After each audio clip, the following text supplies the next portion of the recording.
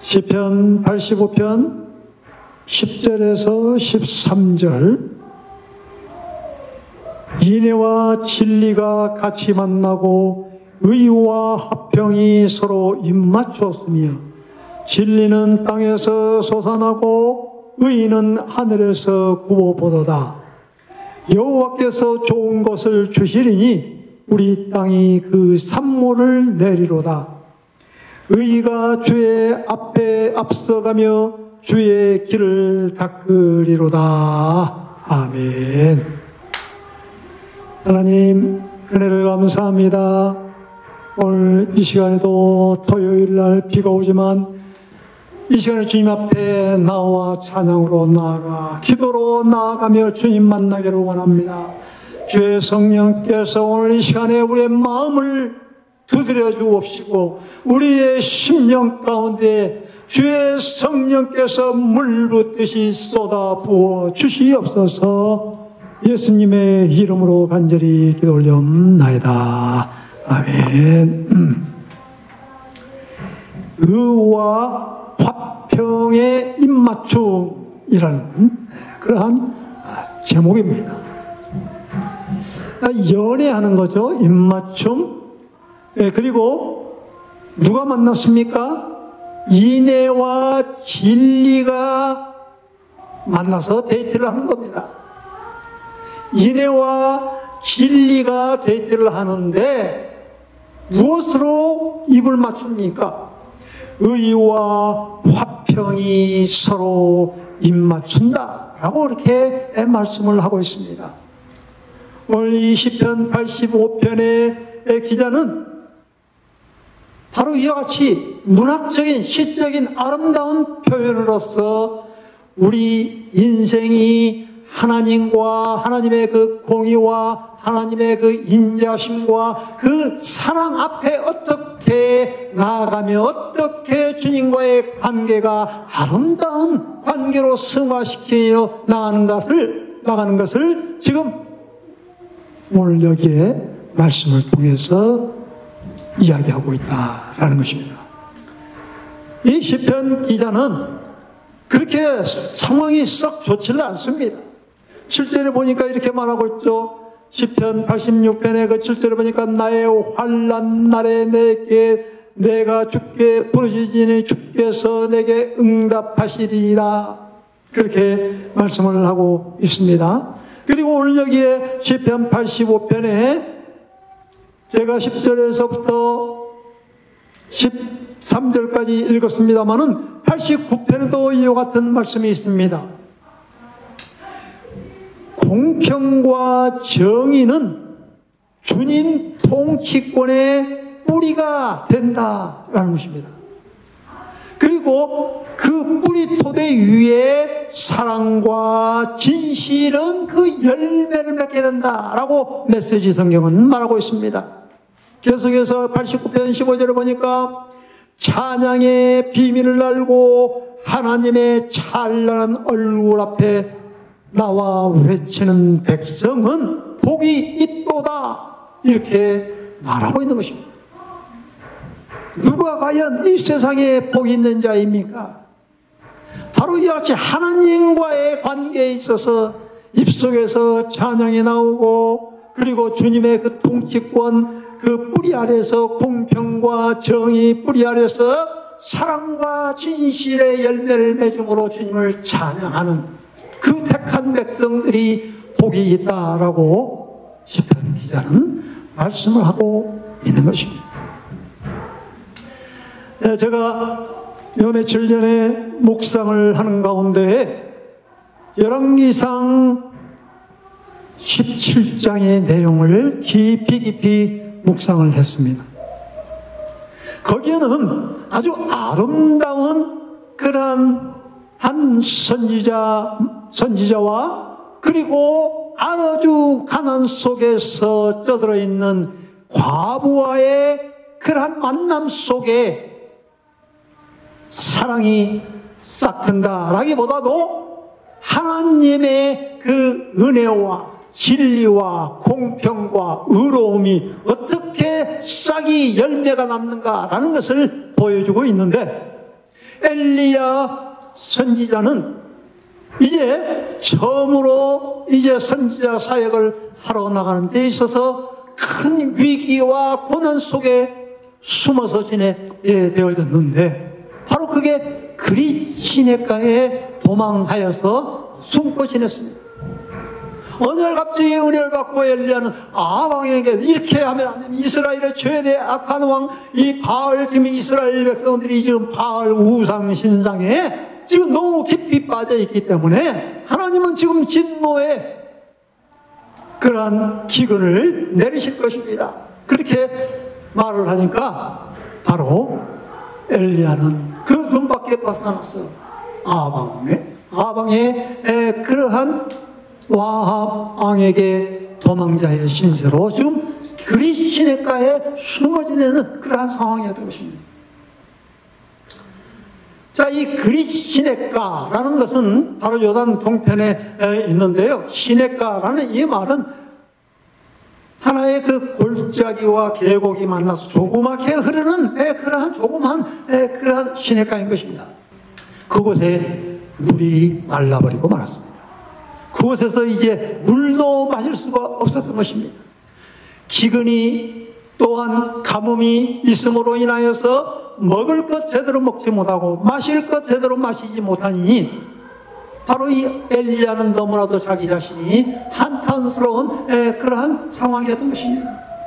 그런데 오늘 하나님께서 시돈에 머물고 있는 그 사르밧에 가거라. 그 사르밧 지역에 한 과부를 만날 텐데 그 과부가 너에게 먹을 것을 공급해 줄 것이다 라는 그러한 음성을 듣고 이제 180여 킬로 되는 그러한 그 북쪽으로 그 시돈 땅에 근방에 있는 사르밧, 신약에서는 그 사렙다라고 말하고 있죠.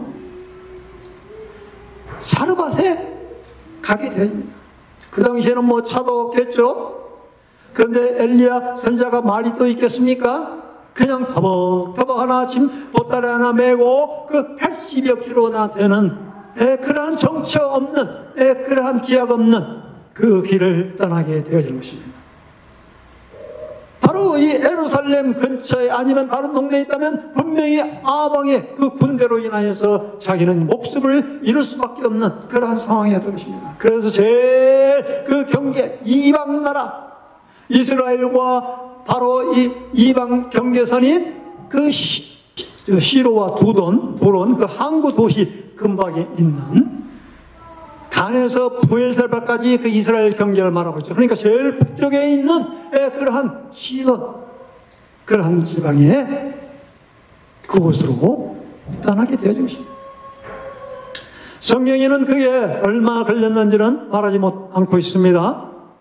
아마 걸어서 갔기 때문에 아마 신발도 떨어졌을 것이고 또한 제대로 먹지 못해서 옷도 아마 굉장히 누더기로 변해졌을 것이고 얼굴도 그냥 끔찍하니 깨져져야 하니 그러한 모습으로 그 시돈 땅에 사르밧 그러한 지역에 도착했을 것입니다. 그런데 그 성문에 이제 들어가려고 하는데 마침 그 성에 한 과부가 나뭇가지를 줍고 있었습니다. 그 나뭇가지를 줍고 있는 한 그 과부에게 다가갔습니다. 나에게 좀 물 좀 주시겠습니까? 내가 지금 너무나도 긴 여행길에 지금 지치고 쓰러져서 이 물 한 모금이 지금 필요합니다.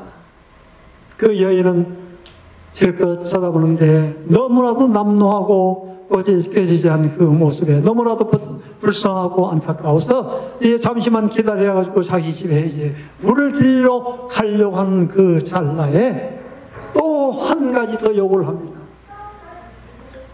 나에게 빵 한 조각, 조그만 빵 한 조각을 같이 좀 주셨으면 좋겠습니다. 그런데 그 과부는 이렇게 말하고 있는 것입니다. 당신의 믿는 살아계신 하나님 맹세하건대 우리 집에는 떡 한 조각, 빵 한 조각이 없습니다. 남아있는 것은 총 재산은 통에 밀가루 한 움큼과 기름통에 조그만 기름 몇 방울밖에 없는 것입니다. 이제 이걸 마지막으로 이제 구워 먹고 하나밖에 없는 아들과 함께 이제 죽으면 죽을 수밖에 없는 그런 상황인데 어떻게 떡을 달라고 하십니까? 그렇게 그 과부는 말씀하고 있는 겁니다. 두려워하지 마십시오. 그것을 먼저 나에게 구워다가 그 나뭇가지를 지금 주어가지고 지금 조그만 나뭇가지 2가지라고 그랬는데 말이죠. 그 한 번 딱 그 구워 먹을 수 있는 구석에 바닥에 뭐 돌에다 옆에다가 붙여가지고 이제 굽겠죠. 자기와 아들 마지막 그 만찬이 이제 그 음식인데 그걸 먼저 자기에게 달라고 하는 거예요. 그러고 나서 당신이 이제 먹고 나면 이제는 가뭄이 그칠 때까지 계속해서 음식이 떨어지지 아니할 것입니다. 그 과부는 그 음성을 듣고 그 선지자를 엘리야 선지자를 자기 집에 모시면서 말씀대로 순종을 했습니다. 그런데 희한하게도 계속해서 그 다음날 또 그 항아리 속에 또 기름통에 밀가루와 또한 기름이 계속해서 있음으로 인하여서 반죽해서 그곳에서 계속해서 연명하는 그러한 과정이 나오게 되는 것을 볼 수가 있는 것입니다. 얼마나 아름다운 만남이었습니까? 엘리야 선지자의 이제 첫 사역의 첫 발걸음을 내딛는 데 있어서 어떻게 보면 극과 극의 만남이었던 것입니다. 전에는 아하방 권력의 아하방에 가서 하나님의 심판의 메시지를 내셨습니다. 그 시돈 땅은 또한 아합 왕의 부인인 그 이세벨의 고향인 바로 이 시돈 땅 우상의 본거지에 그곳에서 가장 남루한 그 과부와의 만남 속에서 어떻게 하나님의 귀한 능력의 역사가 바로 이 엘리야 선지자에게 나타났고 그 가정에 나타나 있겠는가라는 것입니다. 예수님께서도 누가복음 4장 25절에도 그런 말씀을 했죠. 이스라엘의 과부가 많이 있는데 그 엘리야 선지자에게 바로 이 사렙다 과부 한 사람에게만 그곳에 가서 대접을 받았지 않았느냐라고 이렇게 말하고 있는 것입니다. 바로 이 한 과부 이름도 나오지 않는 이름 없는 과부였습니다. 그리고 남편이 누구였는지도 말하지 않고 있습니다. 바로 그 가정 안에 엘리야 선지자는 부름을 받고 영접을 받고 환대를 받고 하나님의 말씀과의 만남 속에서 바로 그곳에 하나님의 놀라우신 기적의 역사가 나타나게 되어졌던 것입니다. 그런데 오늘 또 이제 아들이 하나밖에 없는 아들이 죽고 말았어요. 그런데 그 아들이 죽었음에도 불구하고 바로 이 엘리야는 그 여인의 그 아들을 살리는 그러한 장면이 나오죠. 얼마나 안타까운 그러한 부르짖음이 엘리야에게 있었습니까? 저는 또 지난 한 주간에 한 우리 수도사 목사님 한 분과 함께 한 경북에 있는 청도 지역에 있는 그 수도원에 가게 되어졌던 것입니다. 그 수도원을 찾아가는데 한 2시간 넘게 차로 가죠. 그런데 어떤 선물을 하나 가지고 가야 되겠는데 어떤 선물을 가져가야 될까 좀 기도를 했어요.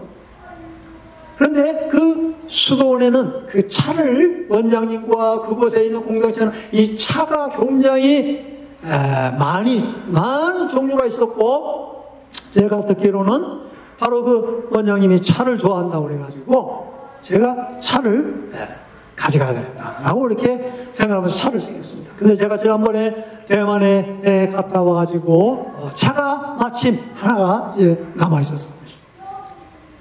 그 우롱차라고 하는데 이 우롱차 마지막 남은 이 우롱차, 내가 이제 이것을 이제 마지막 그 한 봉지가 있었는데, 이게 저의 이제 마지막 그 우롱차였던 것입니다. 하나님, 이거 너무 비싼 건데요. 제일 맛있는 건데요. 이거 하나 남겨놨는데요. 이게 하나밖에 없는데요. 이걸 가져가야 될까 말까 굉장히 망설여졌어요. 그런데 기도하는 가운데, 선물은 네가 많이 있어서 하나를 가져가야 되겠다, 그런 것이 아니고, 네가 남아있는 것을, 너에게 필요 없는 것을 선물로 주는 것이 아니다.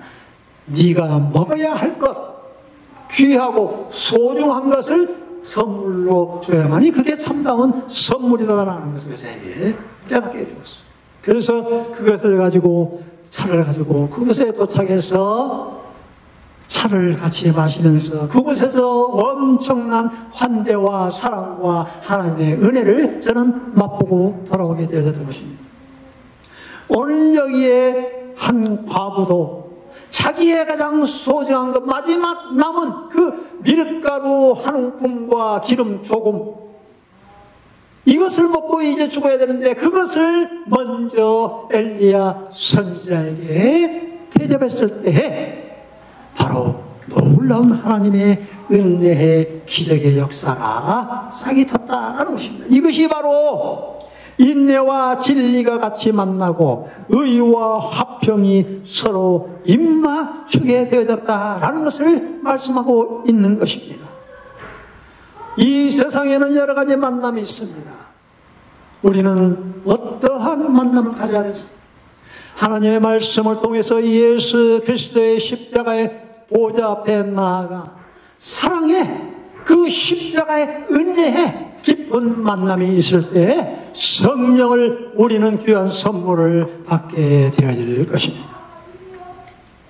바로 한 과부는 엘리야 선지자를 영접을 했습니다. 집에 들였습니다. 그리고 자기의 귀한 것을 드렸습니다. 환대했습니다. 그 환대가, 그 사랑의 그 영접이 바로 이 엘리야 선지자가 아름다운 그러한 선지자의 그 사역을 할 수 있는 그러한 계기가 되어졌다는 것을 알 수가 있는 것입니다. 어떻게 알 수가 있습니까? 그 열왕기상 17장 마지막 24절에 보니까 그 한 과부가 이렇게 고백을 합니다. 이제야 당신은 하나님의 사자요 선지자인 것을 내가 알았고, 그리고 당신 입에서 나오는 그 말씀이 하나님의 말씀인 것을 알았습니다 라고 이렇게 고백을 한 것을 우리는 볼 수가 있는 것입니다. 그래서 이 엘리야 선지자는 바로 아방에게 담대히 다시 돌아가서 이 바알 선지자의 그러한 850여 명의 그러한 흑암의 세력과 어둠의 세력과 우상의 세력과 거짓 선지자들과의 싸움에서 담대하게 물리칠 수가 있었던 것입니다. 우리는 성령과의 깊은 만남이 있어야 되겠습니다. 기도로 우리의 심령을 성령으로 촉촉히 체험을 받아야 되겠습니다. 오늘 이 은혜, 이 재단에 하나님의 은혜의 그러한 폭포수가 넘쳐나야 될 것입니다. 여기에 시편 84절에도 이런 말씀이 있죠. 만군의 여호와여 주의 장막여 지으리 사랑스러운지요, 내 영혼이 여호와의 궁정을 사모하여 쇠약하며 내 마음과 육체가 살아계신 하나님께 부르짖나이다. 주의 집에 사는 자들은 복이 있나니 그들이 항상 주를 찬송하리이다. 주께 힘을 얻고 그 마음에 시온의 대로가 있는 자는 복이 있나이다. 그들이 눈물 골짜기로 지나갈 때 그곳에 많은 샘이 있을 것이며 이른 비가 복을 채워주나이다. 그들은 힘을 얻고 더 나아가 시온에서 하나님 앞에 각기 나타나리이다. 오늘 또 비가 내렸습니다. 오늘 제가 머물고 있는 그 산속 밑을 내려보았을 때 앞에 있는 큰 산이, 그 중간에 띠를 뚫는 그 구름이 마치 그 모세가 그 십계명에서 하나님과의 그러한 신비스러운 장면을 목격하고 나온 것처럼 저는 그 아름다운 광경을 저는 보았던 것입니다. 비가 제소들에게 열매를 맺게 하는 것뿐만이 아니라 바로 이 단비, 하나님께서 이 이른 비와 이 늦은 비를 주심으로 인하여서 모든 만물이 소생함을 얻는 것처럼 제 심령에도 바로 놀라우신 그 힘을 얻고 담대히 주님 앞에 나아갈 수 있었다라는 것을 말하고 싶은 것입니다.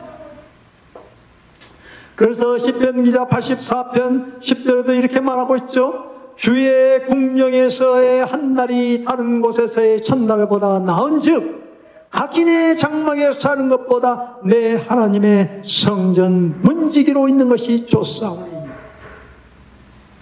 주여 내게 은혜를 베푸소서. 내가 종일 주님께 부르짖나이다. 어둠 속에서, 캄캄한 그런 밤 속에서, 환난 속에서, 동굴 속에서 하나님 앞에 부르짖음으로 하나님과의 깊은 만남을 체험한 다윗도 그렇고, 또 엘리야 선지자도 그리 시냇가에서 그러한 조그만 그러한 계곡의 그 물을 마시다가 가뭄이 닥쳐왔을 때 하나님께서 한 과부를 통해서 그 사랑의 공급을 받음으로 말미암아 새로운 힘을 얻고 아주 줄깃한 그러한 선교 사역을 해나갈 수가 있었다는 것입니다. 선교 사역, 이방 지역에 가서 이미 그때부터 엘리야 선지자는 선교 사역을 하게 되어졌다는 거예요. 이방 나라에 건너가서 그 과부에게 복음을 증거했고 아들을 살리지 않았습니까? 엘리사도 똑같은 그러한 거의 비슷한 열왕기하 4장에도 보면 그런 사역을 했죠. 수넴 여인 아들을 살린 그러한 장면이 나옵니다. 그때 엘리사도 그 죽은 그 수넴 여인의 아들을 향해 3번 몸을 굽혔다 일으키면서 자기의 입과 코와 그 손을 그 아이의 죽을 아이의 손을 내면서 3번 하나님 앞에 간구하며 부르짖음으로 해서 그 살아나는 부활의 능력과 기적을 경험하게 되었던 것을 볼 수가 있는 것입니다. 인애와 진리가 같이 만나고 의와 화평이 서로 입맞추었습니다. 진리는 땅에서 솟아나고 의는 하늘에서 굽어보도다. 이 진리의 말씀을 우리는 깊이 묵상하면서 하나님께 어떠한 곤란 또한 환난이 온다 할지라도 공고가 임한다 할지라도 우리는 주님의 사랑의 깊은 만남 속에서 인애와 긍휼을 얻을 수가 있고 이 험난한 세상을 헤쳐나갈 것입니다. 사랑의 주님, 은혜를 감사합니다. 오늘 하나님의 귀한 말씀을 통해서 어려움 속에서 방황 속에서 헤매고 있는 자들에게 위로의 주님으로 성령의 보혜사 성령을 저희들에게 보내주셔서 주님의 십자가의 한없는 사랑 그 보혈의 그 피의 공로에 의지하면서 우리는 주님 앞에 또한 부르짖으며 나아갈 수 있는 은총을 주셔서 감사합니다. 주의 사랑과 주의 인애와 주의 긍휼이 없다면 저희들은 정말로 보잘 것 없는 쓰레기와 같은 그러한 존재일 수밖에 없는 저희들입니다. 오 주님이시여, 저희들에게 더 큰 하나님의 놀라우신 은혜와 사랑과 긍휼을 덧입고 바로 이 남이 알아주지 못하는 가장 비천하고 가난한 그러한 과부에게 주님의 사랑이 그곳에도 임하였던 것처럼 저희들에게도 이러한 은혜를 베풀어 주옵소서.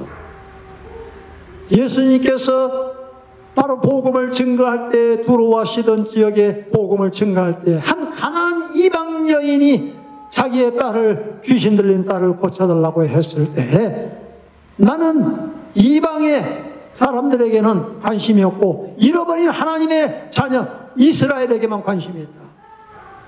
그리고 귀한 떡을 자녀의 떡을 취해가지고 개에게 주는 것이 합당하지 않다. 그렇게 말을 했을 때에 수로보증해야 그 여인은 겸손함으로 이렇게 말을 하고 있는 것입니다. 맞습니다. 저는 개와 같습니다. 그러나 개도 주인의 상에 떨어지는 부스러기를 먹습니다. 했을 때에 고침을 받았고 나음을 받았고 하나님의 은혜 예수 그리스도의 사랑과의 그러한 입맞춤이 있었던 것처럼 하나님 우리가 이 세상과 어둠에 짝하는 것이 아니라 불의에 짝하는 것이 아니라 아버지 하나님이여 저희들에게 주님의 사랑과 은혜의 접촉이 있게 하여 주옵시고 사랑의 입맞춤이 있게 하여 주옵시고 진리의 입맞춤이 있게 하여 주시옵소서.